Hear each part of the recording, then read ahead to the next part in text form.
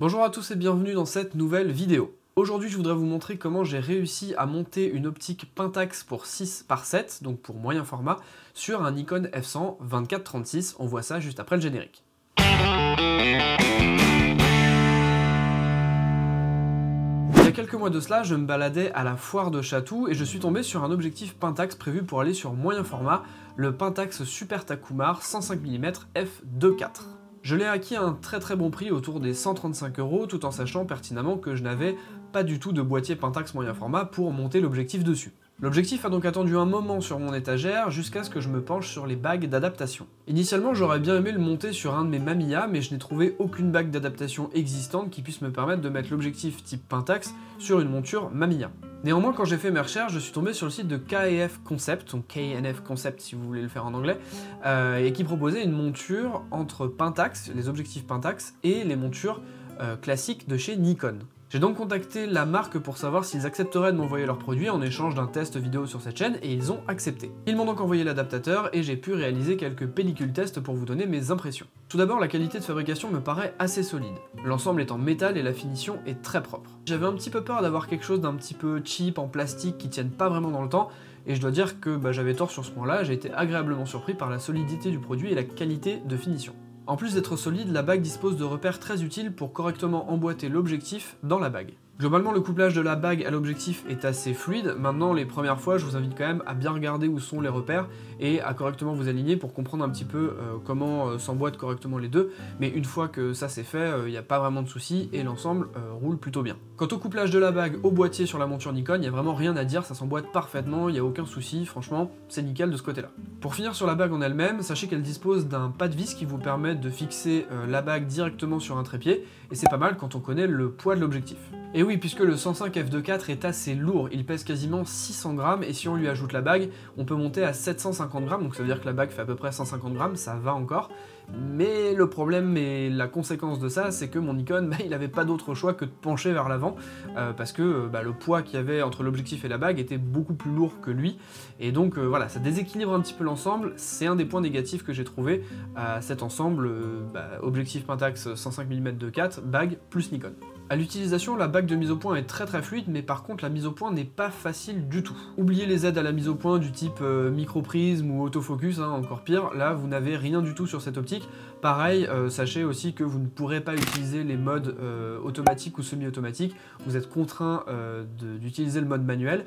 Pareil au niveau du couplage de la cellule ne pourra pas lire votre ouverture.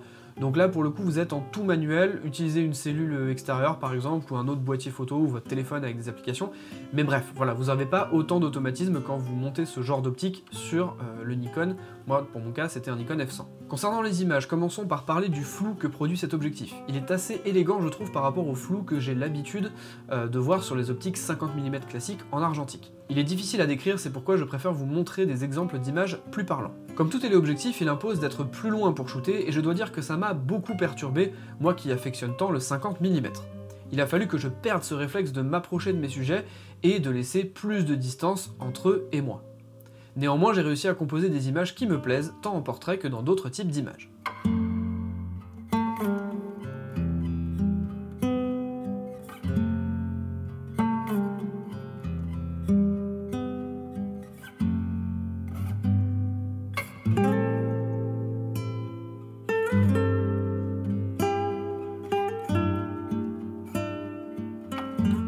Pour vous donner ma conclusion générale sur cette petite expérience, je trouve que c'est plutôt cool d'avoir la possibilité tout simplement de prendre une optique, d'avoir une bague d'adaptation et de la mettre sur un boîtier type Nikon ou autre. Cependant, et dans ce cas précis, je trouve que l'association des deux ne marche pas très bien. Alors si vous avez l'habitude d'utiliser un téléobjectif sur ce genre de boîtier, vous serez pas surpris, je pense.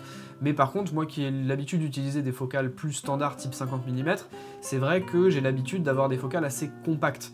Et du coup, d'avoir cet énorme objectif devant mon boîtier, et du coup il pèse assez lourd, il est assez encombrant, il se range pas aussi facilement dans mon sac que quand j'ai une optique standard. Et du coup, tout ça fait que l'encombrement plus le poids et le déséquilibre qui est créé pendant la prise de vue me plaisent pas du tout.